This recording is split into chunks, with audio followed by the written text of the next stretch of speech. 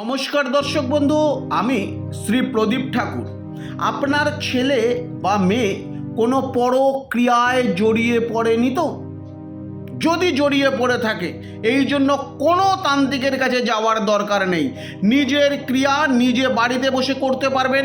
যেভাবে দেখাচ্ছি সেভাবেই করুন। আমার হাতে যেটা দেখতে পাচ্ছেন, এটাকে বলছে হলুদ, গোটা হলুদ। যে মন্ত্রটি বলছি, এই একটি পেন দিয়ে মন্ত্রটি এখানে লিখবেন। মন্ত্রটি কি? মন্ত্রটি হচ্ছে ওং দ্রাত্রিণী স্বাহা বলে ছেলে বা মেয়ে হলে মেয়ের নাম, ওং হামিলি স্বাহা। ওং দ্রাত্রিণী স্বাহা তার নাম, তারপর ওং হামিলি স্বাহা।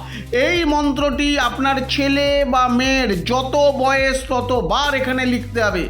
লেখার পর এটিকে যে কোনো শনি মন্দিরে যেখানে প্রদীপ জ্বলে বা নিজে শনি মন্দিরে প্রদীপ জ্বালিয়ে ঠিক এই রকম একটি আটার প্রদীপ নেবেন, এরকম সলতে দিয়ে প্রদীপটাকে জ্বালাবেন, জ্বালিয়ে এই সলতের সঙ্গে হলুদটাকে পেঁচিয়ে জ্বালিয়ে দেবেন। ঠিক এইভাবে এটাকে জ্বালিয়ে দেবেন এবং পারলে শনি মন্দিরে এটাকে দেখিয়ে একটি আরতি করবেন এইভাবে। যেটা করে দেখুন, আপনার সমস্যার সমাধান হতে বাধ্য। খুব জাগ্রত একটি টোটকা দিলাম, ইউজ করুন, অবশ্যই সুফল পাবেন। সুস্থ থাকুন, ভালো থাকুন।